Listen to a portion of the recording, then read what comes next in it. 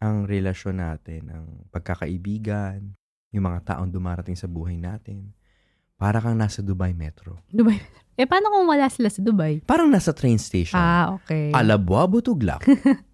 Diba? Doors closing. Yeah. Pag sinabi ng doors closing, may mga relasyon na sumasara na. At di na kailangan buksan at balikan. Hi, Langga. This is Jarrett. And this is Apple. Welcome to the Langga Speaks podcast. Join our beloved conversations about God's love and joy. Hello mga Langga, welcome to the Langga Speaks podcast. As you can hear, there are background noises. We're taking advantage of this particular time that the cousin is here. At may kalaro yung mga bata. And my cousin as well is here. To distract our kids. Distract the company. To play with. Ganyan. Thank you. And sorry Langga. So, sa maling word. And goodbye. Ano yun? Teaser for the upcoming episode. This is the episode in itself. So again, I think we will be able to publish usually at the end of every week nowadays because of the super backlog and all of the craziness happening around us. Not only physically, but emotionally, spiritually, but praise be to God, not financially. So, but I'm just saying, you can still send us buymeacoffee.com.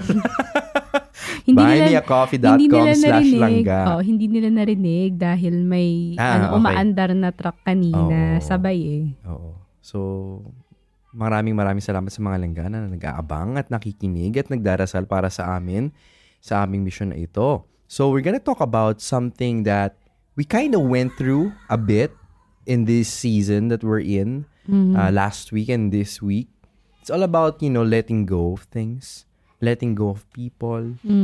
How do we move forward? But it's also something that we've encountered multiple times in our life then.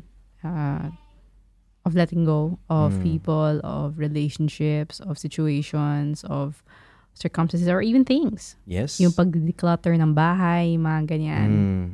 Dami naming ngayon. Mga hindi nakasya ng mga damit, mga ganyan. Yung mga pambahay na hindi naman amin, na lumusot, pati brief, hindi akin. Sabi ko, luwag naman ito. Paano kasi pumunta dito? Paano napunta to dito? Hindi ko alam. Oo, diba? Hindi natin alam. So, this is the thing, mga Langga. We saw this particular blog post. Some of the contents of this episode is from that blog post by Luz Yvonne Riem. But, most of this nga yung nga napagdaanan natin. These are the keywords about letting go. Yung thank you, sorry, goodbye.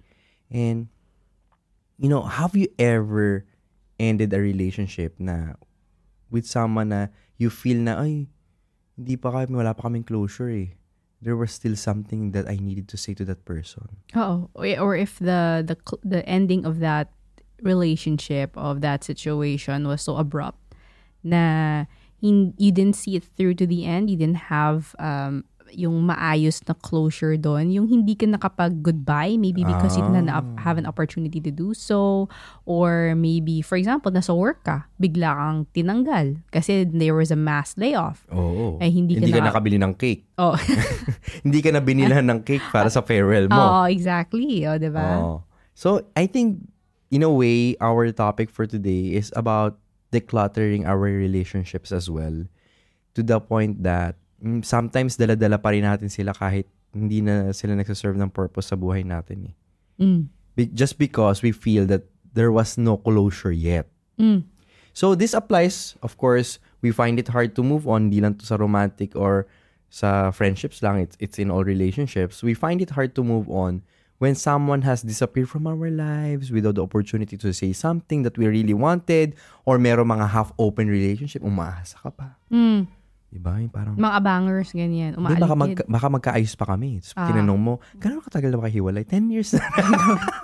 10 years na yung huli ko siya nakita, di ba? Hindi talaga ma-let go. Or yung mga childhood best friend, hanggang ngayon tinaturing mo na best friend, pero mga 20 years na, hindi na kayo nag-uusap. Ay, may hugot si Langga dyan. Hindi hanggang ngayon actually, isa na Hindi na kayo nag-usap, di ba? Bila rin na wala. Diba? Katulad ko sa akin din. from best friend ko sa college, biglang, in a way, nag-fade. Oo. Pero wala namang formal goodbye yun. Oo, walang formal goodbye. Basta nag-drift just because of the way, because of the way how the path that your life took. Diba? Yes. Not necessarily that it was bad or it was a bad experience, a bad friendship, a bad relationship. Pero nag-drift lang kayo eh. But then again, not every friendship is meant to last forever. Ay, totoo. And I've had okay. friends. I've had friends na parang for a season.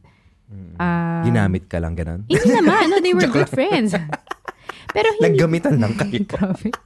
Hindi, they were good friends. Pero like, for example, nung high school, looking back, they were friends that I needed at the time and we needed each other at the time. But because the way of how there is no bad feelings naman. Not necessarily naman kasi na may bad feelings palagi. Pero it just so happens that the path that you guys took are not necessarily in parallel with one another. And it's okay. Oo, hindi mo kasalanan yun. Kunyari nag-end, hindi rin niya kasalanan. There are friendships talaga and relationships that are just, like you said, nagdidrift eh. Right. Nagdidrift. So, there's a lot of wisdom in knowing also when to let go and when a relationship has run its course already. Kasi from relationships that drain our days to connections that were a better fit, sabi mo nga sa isang season ng buhay mo, we have to determine this in the different chapters of our lives. It is important for us to know when to say goodbye to it. Kasi buhay parang daw yan eh. Ang relasyon natin, ang pagkakaibigan, yung mga taong dumarating sa buhay natin, para kang nasa Dubai Metro. Dubai Metro. Paano kung wala sila sa Dubai? Parang nasa train station. Okay. Alabuabo Tuglak. Diba? Doors closing. Yeah. Pag sinabi ng doors closing, may mga relasyon na sumasara na at di na kailangan buksan at balikan. There were people that had to get off at that station. Hindi ka makasama kasi hindi mo naman station yun. Hindi mo destination yun. Paano ba pagka nasa isang station ka na, parating ka na? Al-Mahatta Al-Qadi Mahiya, Al-Mathar, Rakam Thalata. Translate. The next station is Dubai Airport Terminal 3. Kaso yung flight mo, Terminal 1. So, hindi ka makakababa doon. Correct. Oo. Diba? Yun eh. Sa isang train station, people come and go. And so, in life as well, some board by surprise, others according to plan. But what's painful is when they disembark without saying goodbye. And when we are not ready to let go and we're not ready for them to leave. True. And there can be many reasons for this. It could be that they've passed on from this life. It could be na there's an unexpected need to move to a new location, to relocate. And we've seen this a lot, especially na dito kami nakatira sa Dubai. There's a lot of people. It's majority of the people here it's in transition. It's a transitionary place. Yeah. Because of the way how things are set up here. Also, nung COVID, naming namatay na people can't even go home because of the lockdown. And for a lot of us, we may have experienced or we know someone who have experienced that. Walang closure yun. Yung sa puso nila, hindi man lang ako nakapagpaalam. Hindi man lang kami nag-last words before because I can't go anywhere. Physically, I'm not able to. Or it could be na an argument or misunderstanding. Ito yung sinasabi namin kanina that there were bad reasons kung bakit nag-close yung relationship. But also disclaimer, there are always, there are not, hindi naman palagi na masama yung rason kung bakit nag-drift away kayo from each other. So we've all crossed bridges, right? We've all arrived at the other side and we look back. And iisipin natin, what if kaya, kung, pinush ko. What if na nakapag-make up kami na maayos yung pag-ano namin? What if hindi ko kinuha yung job na yun? What if na mas maayos yung usapan namin nung time na yun? I mean, is it wrong to think back? No, we're human. Yeah. It's normal, it's healthy behavior. Yung mahirap lang pag sobrang in denial kasi nararamdaman mo. Oo, or sobrang sobrang drenched ka na dun sa emosyon na yon na you keep looking back na what if. Mahirap naman mag-what if ka na mag-what if buong buhay mo. Yung tipong 10 years ka na nag-what if. Sa kanya. Oo, nakapag-asawa na yung wina-what if mo. Si Totga. The one that got away. I only learned, I think I was only reminded or I only learned about that term last week, yung totga, the one that got away. Kaloka yung term. Okay lang yun. Kasi, di ba? Ibig sabihin, hindi talaga kayo para sa isa't isa eh. And there's nothing wrong with that. Yeah, give yourself permission also to move on. Hindi pwedeng naka-stuck ka lang doon. True. Di ba? So, Langga, you know, what do we do with all of those words that we carry in our hearts? You know, what do we do? The things that we wanted to say? Ang tanong dyan kasi, kailangan ba mag-reconnect? Kailangan ba i-follow ko siya sa Instagram kahit na nag-block kami before? Binlock namin ang isa't isa. Tapos gumawa na kami ng bagong account. Pero mahirap yun. Mahirap follow. Kasi what if yung nag-pass on na from this life? Makatakot naman yun. Exactly. You cannot follow there. Correct. Diba? Hindi, sabihin ko, usually, kunyari, nagka-break ka na kayo. Do we have to go back to our romantic interest? Do we keep this burden forever? Lalo na kung beyond reach na yung tao. Sabi mo nga, kung patay na. So, kung patay na, or beyond reach na, so, ganun, dadaling ko na lang ba? Ang sagot diyan is isang malaking no. Sabi ni Reese. No. Sabi ng anak namin. Reese, do you love nanay? No. What? Reese, do you love nanay? Yes. Ano ba talaga, Langga? No, because, you know, mga Langga, to let someone go and to achieve closure, it's not necessary then na they have to be physically present. Yung letting go kasi hindi naman responsibilidad ng other party. Kasi yun yung pinanghahawakan mo sa puso mo. The letting go is an act of generosity to yourself. Na kailangan that you have to do for yourself din. Kung malaya lang ako, ipagsisigawan kong mahal kita. Ano daw? I have no idea where you're going. Araw-araw kang ganyan. I don't know. Okay. Mga Langga, letting go is difficult. Mahirap. Daming kanta dyan, ha? Diba? Letting go is difficult. Because it seems, it sometimes, especially pag romantic relationship, seems romantic eh. Kasi never letting go. Parang may pag-asa. Martir. Tsaka yung parang martir sa pag-ibig, di ba? Tsaka iba talaga yung impact ng statement mo pag may hugot ka. Kahit 15 years na yung pinaghugutan mo, hindi ka pa nagkabag-move on. Grabe naman. Diba? Kaya nga yung kanta ng Art of Letting Go, I can't help till I'm blind. Ay. I kept my hope alive. Ano daw? Ano daw? Once you believe in the love forevermore. Yun. Yung Art of Letting Go. Letting go is difficult, but clinging creates more difficulties. Moving on sometimes is the only way to develop new and empowering relationships. So again, hindi lang to sa romantic. Pag may kaibigan ka nagiging toxic, okay lang. Let go mo na.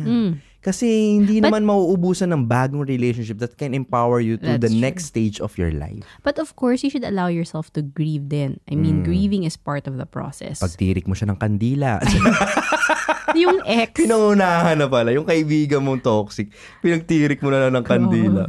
Tapos kasama pa pala sa simbahan. Hindi lang niya alam na siya pala yung pinagtirik. Di ba sa mga simbahan sa Pilipinas, yung may shape pa ng ng babae or lalaki sa kandila nilalagay. Oh, that's so scary. That's how we do it. Okay, I don't know. Hindi siya scary. Nasa simbahan niya. Pero, kunyari, lalaki yung may add-on. Parang, sige, pagtirik kita ng kandila, gusto mong balagyan ng ng figure ng lalaki or babae. Kasi lalaki yung pinagdadasal mo. Para hindi magkalituhan sa dasal. Ay. Alam mo ba, nung masingit ko lang pag ganun niya kasi, pagpapasok ko ng simbahan, marami ka ng suki dyan, ng mga nagkakandila. Okay. Tapos, syempre, yung iba doon, papatirik ng kandila. 5 pesos, ganyan, papatirik ka ng kandila. Pero pag nilagyan mo ng ganun, wax din yun, na ilalagay mo doon. No, I've never seen. I-attach mo siya doon sa kandila. Pag in-attach mo doon yun, ay, yayamanin! May attachment. Ikaw, plain candle lang. Kami, candle with figure. No. I haven't. Para hindi siya mahalo. Para habang natutunan yung kandila, papuntang langit, hindi nahalo yung dasal mo sa mga pangkaraniwang dasal. Joke lang. Oh my God. No, I've never seen that. The way na matutunaw yung merong figure, hiwala yung usok nun. Tapos since toxic pala, pababa yung smoke. Yung pala yung meaning doon. Ano siya? Anyway, sorry mga langga. Joke lang yan mga langga. Baka seryosohin nyo. Baka puntahan nyo yung parokya nyo. Si-check nyo. Yung St. Mary's, bigla magbebenta na kasi dito tumaas. Kasi wala. Wala. Tea candle yung nandito. Social tea candle. Tapos, alam mo, feeling ko marami sa church natin dito. Ang daming unanswered prayers. Kasi isang ihip lang, patay na lahat ng kandila. Sa St. Mary's, especially pag sandstorm, di ba? Di ba, pag pumunta kayo doon, ang daming kandilang wala sindi. Exactly. Hindi nauubos. Oo, kaya para maraming unanswered prayer. Tapos basta yung di ba? Kasi sa sobrang daming tao sa parish namin. Regular yung paglinis. Kaya nga, hindi pa nauubos, hindi pa natutunaw, tinatapon na agad nung ayun. Kaya sisihin nyo yung naglilinis. Ibahin nyo na lang kung saan kayo magtitirik ng kandila. Sa bahay na lang daw. Pag nasa Dubai ka. Kaloka. Grabe. Yung episode ng letting ko napunta sa kandila. Anyway, mga langga. Move on. Why do we mention the kandila? Kasi related to Isa sa mga way on how we can let go is, di ba usong-uso to sa mga retreat? Yung isusulat mo. Yung mga words unsaid. Yung mga bagay na gusto mo sabihin doon sa taong yon. Pero hindi mo na-express ang tama. Kasi at the moment, nag-away kayo. Or hindi mo alam yung tamang sasabihin. But you can write this on, reflect on it, and nangyayari to sa mga retreat especially kung nasa Catholic community ka. Di ba isusulat mo yung mga thoughts mo, whatever, tapos susunugin mo. Which now looking back, it's not very environmentally friendly. Hindi ko naman sinasabing isurugin nyo mga langga pero kung pwede nyo sunugin nyo. Para may actual physical manifestation ng closure. Diba? Pero important kasi yung to write it down, to really put it out. Better than just typing it. Better than typing it or better than having it in your head. Yung writing, there's that gift of being able to put it there. There's a physical connection. There's a physical dumping of thoughts na hindi mo makukuha yung clarity kung hindi mo siya haharapin. And that's what writing does. So, paano yung mga isusulat natin doon? So, yung una doon is, pwede mo isulat, thank you for ... Thank you for the memories. Thank you for the music. Thank you for the music, the songs I'm singing. Thanks for all the joy. Yan ba sinulat mo? Who can live without it? Yan ba sinulat mo nung pinaasa ka niya? I asked in all honesty, what could it be? Diba? As badly as the relationship may have ended, we will always have something to thank for that person. Without a song. Without a song. To Pwede dance. mo ilagay doon, thank you for teaching me how to love, for showing me what the world is. Diba? Totoo naman yan, mga langga. In all seriousness, many of life lessons come disguised as betrayal. Basta wag mo lang isulat. Basta wag mo lang isulat, thank you for sunshine. Thank you for rain. Diba? Hindi, totoo naman. Kasi dahil na hindi natuloy yung totga mo, you become a better person. You loved yourself better. Inisip mo, bakit kaya hindi kami naging compatible? Ano pa yung dapat kong mas kilalanin sa sarili ko? Masyado ba ako naging clingy? Diba? Merong biyaya. Kumbaga, thank you. Sulat mo doon, thank you dahil sa'yo. Natuto na akong umibig pang muli. Kanta na naman, dahil sa'yo. So anyway, ang point namin ni Apple, sobrang gulo ng episode na to. But ang point natin is, don't waste a pain. Diba? Wag mo sayangin. Painful experiences can also teach us to appreciate the good things in life and to keep our priorities straight. Number 2. Second paragraph.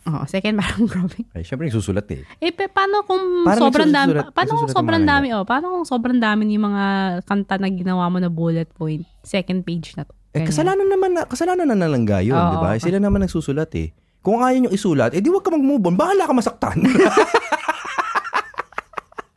tinutulungan ka na nga namin, tapos ayaw mo pa isulat. Grabe siya. Nagalit. Oo. Hirap-hirap na ka mag-record, di ba? Tapos, may mga Charmander pa yung narinig namin sa labas. Tapos mag-message ka, may episode ba kayo about moving on? Kung pinakinggan mo kaya? Charot. Sorry lang. Sorry. May sore throat kasi ako. Sorry. Number 2, I forgive you. Yan. Or please forgive me. I forgive you, please forgive me. Oh, so yun. Akala ko may isasama ka dun eh. So yeah, you're right. You list down the things na you want to ask for forgiveness for. Kasi syempre, hindi naman pwede na one person lang yung may guilt dun eh. Both parties in that relationship, whether romantic siya or hindi, there's always a shared responsibility for the guilt that was experienced in that relationship. So, for yung the co-responsibility there, whether or not na naghingi yung other party ng forgiveness sa'yo, hindi mo na kontrolado yon. But this is for you, like what I said earlier, yung gift of generosity sa sarili mo, to be able to list down din, to acknowledge din na may responsibilities ka din in the closure of that relationship. Right? So, you might write things like, I forgive you for disrespecting me at that particular moment, that particular experience. And I apologize for not knowing how to put clear and loving limits in a relationship. Diba? Kasi, hinayaan mo eh. Oo, pinabayaan mo na tinolerate mo. Right? It may be out of many different factors, but there's also a shared responsibility there. And for you to be able to list down that in the letter will also let you, hindi ko na pwede ulitin do the next time. Diba? Pero syempre, may mga moments, mga sa nakikinig nyo, sasabihin mo, pero nakakagigil talaga. Tapos ako pa magsasabi ng, I forgive you. Di ba dapat siya mag-sorry muna? Di ba may mga moment na, how can I even apologize for something that it's not my fault? Yan, ang iisipin natin. Hirap nun. Anong sasagutin mo doon? Bahala ka. Hindi, ibig sabihin, minsan kasi sa sobrang kaaantay natin na mauna yung other party, it really does it happen. Forgiveness is not reconciliation. We have to remember that forgiveness is a one-way street. Right. And has nothing to do with feelings. It's a choice kasi. It's a decision of the will. Kumbaga, my will or desire to forgive is enough to make it real. I don't need a reply from the other person. Malaking bagay to, mga langga, what Jeric said of forgiveness not being a reconciliation. Gift na yun, blessing, bonus na yun kung nag-reconcile kayo. But that is out of your control as well. What forgiveness is though, is under your control. And it's a choice for you to not be made a prisoner to a grudge or to a desire of revenge or to yung mga regrets mo of what you could have done, what you should have done, what could have been done by others, or by not letting what someone did to you in the past to continue to condition your future. The other person may not change. Maybe the person has not passed on from this life yet. Maybe the other person hasn't changed. Their hearts are still stubborn with anger, with hatred, with frustration, and the way how you were able to let go of this person from your heart is a gift for you na hindi ka na ma-entangle dun sa experience na yon. Right? It's a way of releasing that person from yourself para ikaw makapag-move forward. Amen. Hirap nun pero kailangan Kailangan pag-decide mo yan kasi you cannot wait on something or someone na beyond your control naman. No one can control another person. And to force them to do so is not also legit reconciliation. Kahit nga sarili mo anak hindi mo makontrol. Otherwise, matatimingan namin kung kailan po sila jejebs. Or kailan sila magta-tantrum. Oo, diba? Kung pwede lang sana yun, dali So, okay, nakapag-thank you na sila dun sa letter nila. Nakapag-ask ka ng forgiveness. Ano sunod? Ano yung last? Eto na yung closure. Eto na yung goodbye. Goodbye, goodbye, good friends, goodbye. I know it's time to go. The moon, the bear, and the big blue house. Random Random mga langga. Itong kanta na kinanta ni Jerry. Kasi I was not familiar with this song at all. I think it's a show Disney Disney. Kahit Disney siya, Disney hindi ako Channel. familiar. Hindi ako familiar dun sa theme song na yun. Ginugol talaga namin, Blue ni-YouTube House. namin, Big Blue House. So, kaway-kaway naman mga langga kung naka-edit alam nila kayo. yan kasi nasa Pilipinas yan. But anyways, but there's a difference ha, mga langga. This is a sincere and definitive goodbye. May closure to, as in full stop to. Hindi siya yung, goodbye, sige, see you soon. Or hopefully we'll see each other. Our paths May will cross cross each again, other. ganyan. Hindi. Kailangan pag nag-goodbye ka na dito sa relationship na to. Kasi nga closure yung hinahanap mo eh. Oo. Tapos na, wala nang sequel. Hindi na katulad ng Fast and Furious series. May part na 1, part 2, part 3. Until X, Golly G. Naalala ko pa yun. Ito nga yun. Ito na yun.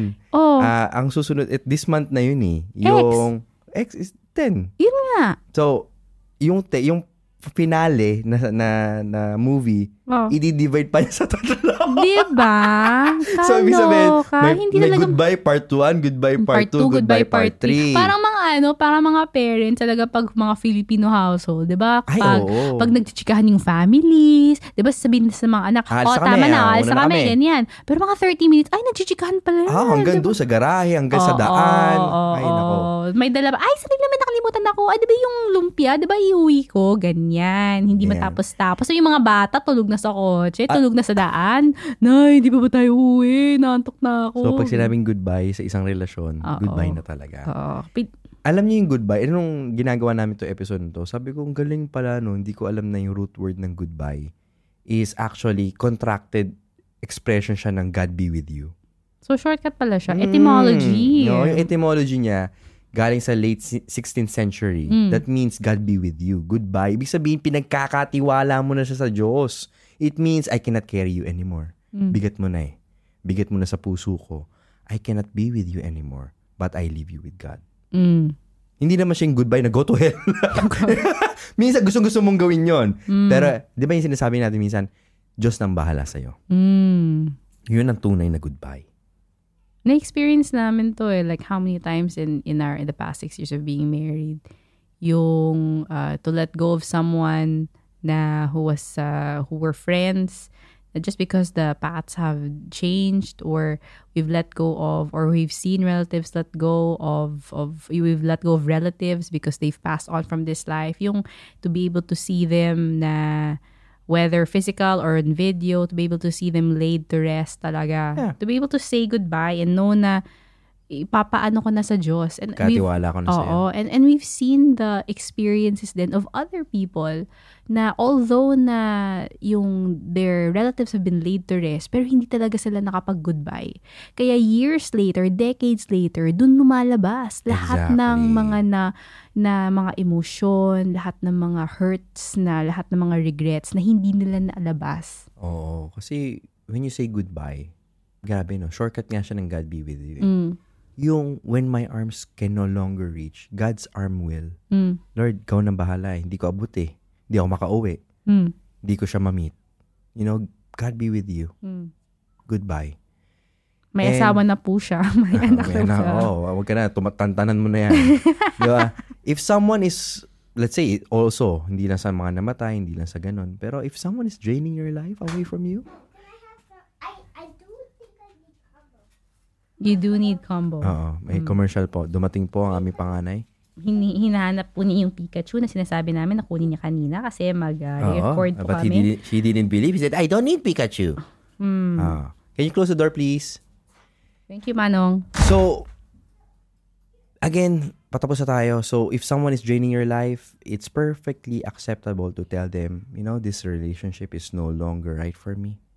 May naalala kong I friend. must move on. May naalala I kong must friend. move on. Goodbye. May naalala kong friend na recently nag-resign siya kasi sobrang toxic ng boss niya.